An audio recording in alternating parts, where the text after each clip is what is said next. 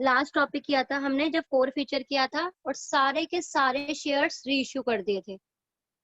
Entries क्या थी? Share capital debit to share forfeiture to share allotment, जो भी अनपेड कॉल्स थे मतलब। फिर हमने किया था रीइश्यू की entry bank account debit to share capital अगर पार पे है, एट डिस्काउंट है तो bank account debit share forfeiture debit to share capital, अगर एट प्रीमियम है तो bank account debit to share capital to security premium.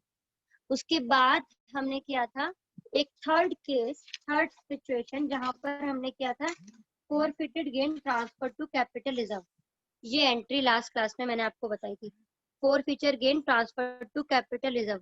बेटा अगर सारे शेयर फोरफिट हो रहे थे तो हमने किया था share forfeited credited minus share forfeited debited. सीधा आंसर निकाल लेते हम कि जो हमारी फर्स्ट वाली एंट्री में अमाउंट क्रेडिट हुई माइनस सेकंड वाली एंट्री इशू के टाइम पे जितना लॉस हो गया शेयर फॉरफिटेड डेबिटेड हो गया, उसे हमने माइनस करा और अमाउंट निकाल के इस वाली एंट्री में पुट कर दिया। अब क्वेश्चन आता है कि अगर मेरे सारे शेयर जितने मैंने फॉरफिट करे थे वो रीइश्यू नहीं करे तो क्या होगा? तो बेटा कैपिटल रिजर्व में अमाउंट जो ट्रांसफर होगी उसके लिए एक फॉर्मूला यूज करना पड़ेगा। कैपिटल रिजर्व में कितना अमाउंट जाएगा? उसके लिए फॉर्मूला है amount credited divided by number of share forfeited into number of share reissue minus share forfeited debited।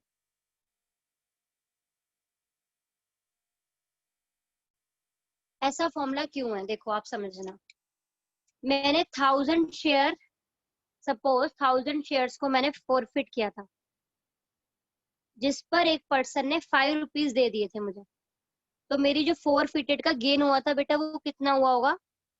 1000 into 5000 का। मतलब मेरा जो शेयर फॉरफिट क्रेडिटेड वाली एंट्री होगी, अगर आपने लास्ट क्लास देखी अच्छे से, तो वो 2 शेयर फोर फीचर के नाम से मेरी अमाउंट आ रही होगी 5000। शेयर फोर फीचर में मुझे 5000 का गेन हुआ था। सपोज इस 1000 में से सिर्फ मैंने 800 शेयर्स री इश्यू करे हैं। अब बेटा जितने री इश्यू करते हैं उसी का गेन सिर्फ कैपिटल रिजर्व में ट्रांसफर करते हैं। तो हम 5000 पे हमें 1000 शेयर पे गेन कितना हुआ है? 5000। अगर मुझे 800 शेयर पे गेन चाहिए तो मैं कैसे निकालूंगी? 5000 डिवाइडेड बाय 1000 इंटू 800। ये तो मैथमेटिकली आपने करा था। 5000 का गेन था 1000 शेयर्स पे, तो 800 पर का गेन कितने शेयर्स पे होगा? 800 शेयर्स का गेन होगा 4000। माइनस कर दो जितना रीइश्यू पे लॉस हुआ है। आपने एंट्री करी होगी अगर रीइश्यू के टाइम पर bank debit share forfeiture debit to share capital, आपने ये एंट्री करी थी रीइश्यू के टाइम पे, या तो ये की होगी या फिर bank debit to share capital, और प्रीमियम पे होगी तो bank debit to share capital to security premium. बेटा अगर शेयर फॉरफिटेड डेबिटेड है तो यहाँ माइनस कर देंगे। सपोज मैं ले रही हूँ 1000 डेबिटेड है, अमाउंट आ जाएगी 3000 और वो ट्रांसफर हो जाएगी हमारी मेन वाली जर्नल एंट्री में। और जर्नल एंट्री क्या होती है कैपिटल रिजर्व में ट्रांसफर करने की? Share forfeiture account debit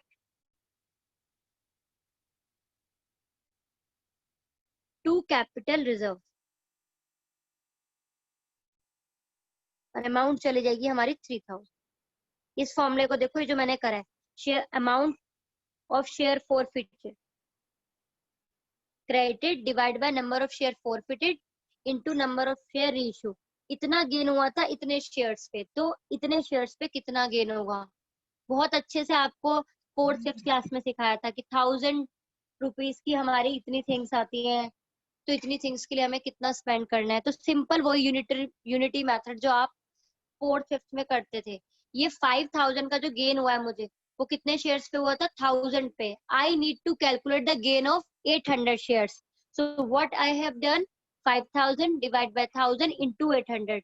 I made the gain of 4000. I will subtract the loss which I have occurred at the time of reissue, that is 1000. The amount will be 3000 and it will transfer to capital reserve। अभी clear नहीं हुआ है? तो करते हैं question number 54 आपकी book का। Before watching this question, you must have your book and you must have opened the page number 8.118. Read this question carefully. The director of Devendra Limited resolved on 1st January 2010 that 100 equity share of 10 each rupees 8 paid up be forfeited for the non-payment of final call 2 rupees. On 1st Feb, 60 of these shares were reissued at rupees 7 per share as fully paid up. पहले तो language को हम एलिब्रेट कर लेते हैं कि क्या क्या इन्होंने बोला है। कंपनी ने कितने शेयर फॉरफिट करे? शेयर फॉरफिट करे सिर्फ 100। एक शेयर कितने का था? 10 रुपीज का। On which a person has paid rupees 8. He has paid rupees 8. He has not paid rupees 2. Final call. Right? This is the information of share forfeiture. Then these, out of these 100 shares, 60 shares were reissued.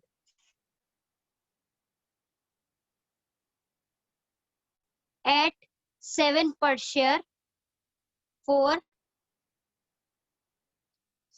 at 7 per share as fully paid up. अब fully paid up का मतलब क्या होता है? जितने का share था 10 rupees के शेयर को 7 में आपने रीइश्यू कर दिया। अब ध्यान से देखना, फर्स्ट एंट्री बेटा शेयर फॉरफीचर की होगी। एंट्री क्या होती है? Share capital account debit. Share forfeiture हो रहा है तो बेटा आपकी कैपिटल तो रिड्यूस हो ही रही है कंपनी की, तो शेयर फॉरफीचर के टाइम पे हमेशा कैपिटल डेबिट होगी। To share forfeiture account,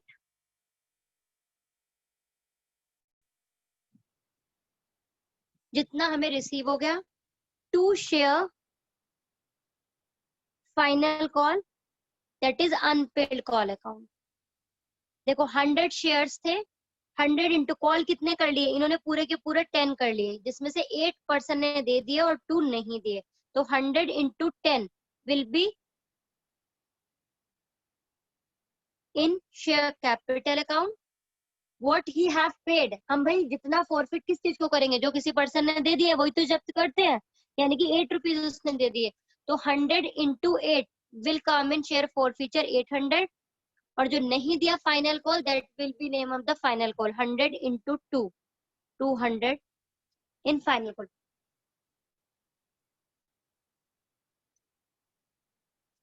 second entry of reissue, bank account debit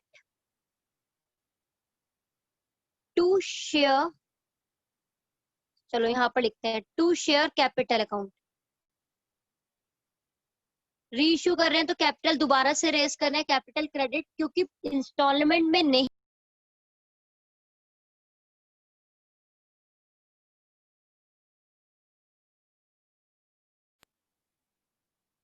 एक शेयर 7 रुपीज में करा है 10 रुपीज वाला, यानी कि 3 रुपीज का डिस्काउंट है बेटा, पर जो डिस्काउंट है वो हम शेयर फॉर फीचर के नाम से लिखेंगे। शेयर फॉर फीचर डेबिट यहाँ पर आ जाएगा बीच में, तो यहाँ पर एंट्री आएगी क्योंकि 60 शेयर ही करे हैं, तो 60 into 7 will be in the bank, 60 into 3 in the share for feature and 60 into 10 in the share capital. ये आपकी होगी रीइश्यू की। शेयर फॉरफिटेड डेबिट क्यों किया बेटा? क्योंकि यहाँ पर मेरा डिस्काउंट है, 10 रुपीज का शेयर मैंने कितने में इश्यू करा है? 7 में, तो 3 रुपीज का डिस्काउंट है जो कि डिस्काउंट के नेम से नहीं जाता, क्योंकि हम सिर्फ फॉर फीचर में से डिस्काउंट दे सकते हैं। कर लिया। Third entry same, share forfeiture account debit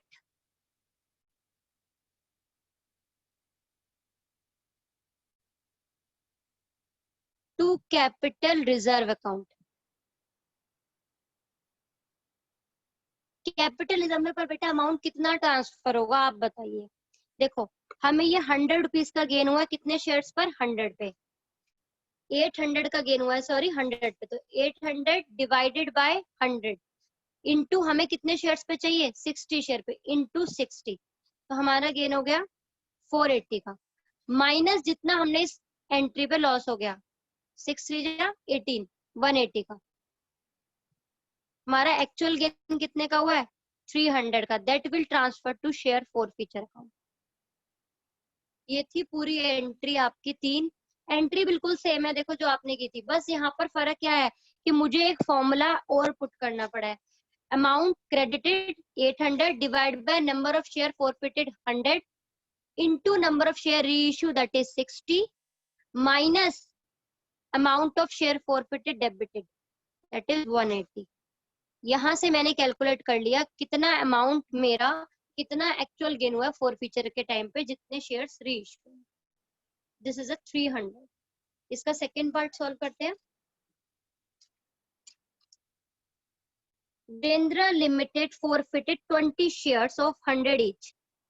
20 shares थे, 1 शेयर की वैल्यू थी 100, right.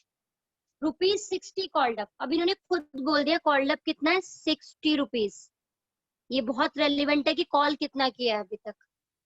After that issued to Mukesh on which he paid rupees 20 per share। उसने अभी तक पे कितना किया था उस पर्सन ने? Only rupees 20। दैट मीन्स पे कितना नहीं किया, 60 कॉल किया था कि देने हैं, 20 दे दिया, तो कॉल नहीं पे किया कितना? 40। 60 माइनस 20, 40 रुपीज उसने पे नहीं किया। आउट ऑफ दीज, ये तो हो गई फॉरफीचर की entry. Out of these 15 share were reissued. Reissue कितने करे इन्होंने? 15 शेयर्स। 20 आपने फॉरफिट किए थे जिसमें से कि 15 रीइश्यू करे हैं। As rupees 60 paid up 4 rupees 45, यानी कि 60 रुपीज पूरे शेयर की वैल्यू और आपने रीइश्यू कितने में करे? 4 रुपीज 45। ये 4 रुपीज है ना, मतलब इतने में किया, इतना अमाउंट रिसीव होगा, ये बैंक की अमाउंट है। 60 वाला शेयर कितने में करे? 45 में। बेटा अगर फुली पेड अप होता तो आप क्या लेते? यहाँ पर 100 लेते, क्योंकि 100 का एक शेयर होता।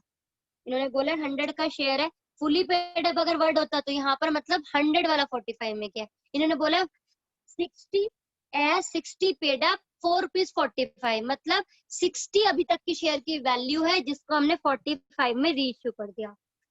Now come to the first entry. Forfeiture की एंट्री क्या होती है भाई? Share capital account debit to share forfeiture account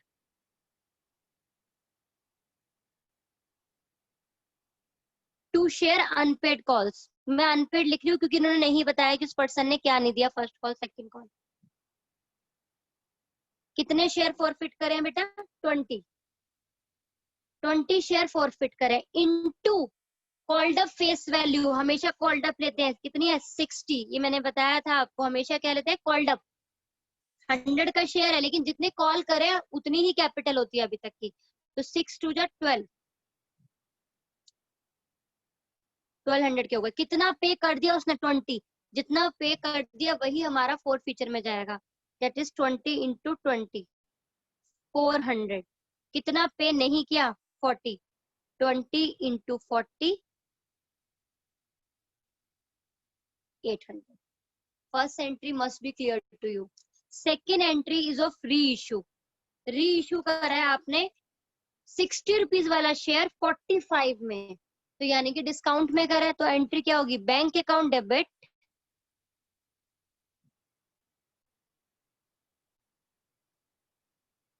share forfeiture account debit to share capital. बेटा एंट्रीज में कोई चेंज नहीं है। कितने शेयर फॉरफिट करें हमने? 20, लेकिन रीइश्यू कितने करें? 15। 15 शेयर्स पे अमाउंट कितना रिसीव हुआ? 45, तो 15 into 45 will come in bank column. Share forfeited debit कितना होगा? जितना आपने डिस्काउंट दिया है। डिस्काउंट कितना? 60 वाला शेयर 45 में, तो 15 रुपीज का डिस्काउंट है, यानी कि 15 into 15 will come in this column.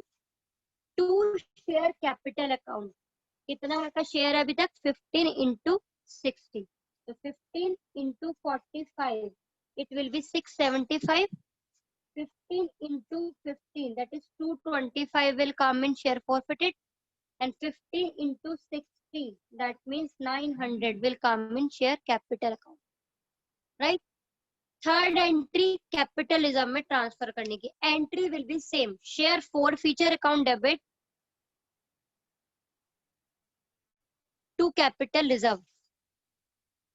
Amount कितनी जाएगी उसके लिए फॉर्मूला मेरे को यहाँ पर बता रही हूँ बेटा, इस यहाँ पर देखना जरा, देखो कितना गेन हुआ था 400 का, कितने शेयर पर 20 पर, 400 डिवाइड बाय 20, हमें कितने शेयर्स पे गेन चाहिए 15 पे, इंटू 15 माइनस कितना हमें लॉस हो गया, डेबिट कितना हुआ 225,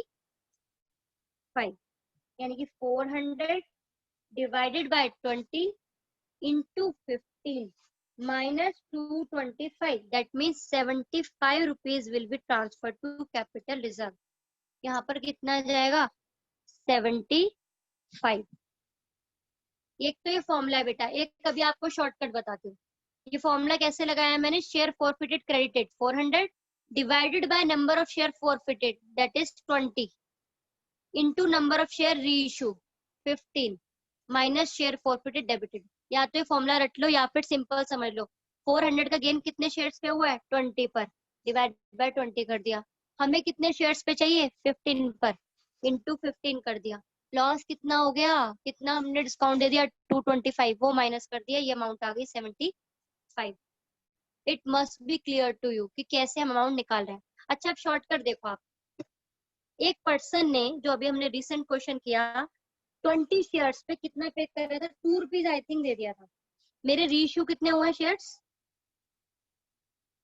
15 शेयर हुए, 15 शेयर पर उसने कितना दिया होगा, नॉर्मल अगर मैं शॉर्टकट की बात करूं 15 इंटू 20 मेरे को गेन कितना हुआ होगा 300 का, माइनस मैंने उसको डिस्काउंट कितने का दिया 15 रुपीज का, 15 इंटू 15 225 का, तो कैपिटल रिजर्व में कितनी अमाउंट जानी चाहिए 75। मतलब पर शेयर करके भी आप निकाल सकते हो, अभी समझ में नहीं आया होगा, रिपीट करती हूँ। एक पर्सन ने एक शेयर पर कितना रुपए दे दिए थे अभी तक 20 रुपीज बेटा दे दिए थे, यही तो हमने उसके फॉरफिट करे, यही तो जब्त करेंगे जो उसने दे दिए वापस नहीं देने हमें। तो 15 शेयर्स पे उसने कितने रुपए दे दिए होंगे 20 इंटू 15 उसने दे दिए होंगे 300 रुपीज। अब जब हमने इसी शेयर को रीइश्यू करा तो हमने डिस्काउंट कितने का दिया है, 1 शेयर पे हमने डिस्काउंट दिया है एक तरीके से 15 रुपीज का, भाई 60 वाला अगर 45 में दे रहे हैं तो 15 का ही तो डिस्काउंट दिया, तो 15 शेयर्स पे हमने कितना डिस्काउंट दे दिया भाई 15 इंटू 15 हमने दे दिया 225 का डिस्काउंट। तो हमें जो एक्चुअल कैपिटल गेन हुआ जो कैपिटल रिजर्व में जाना चाहिए वो कितना हुआ 300 माइनस 225 75।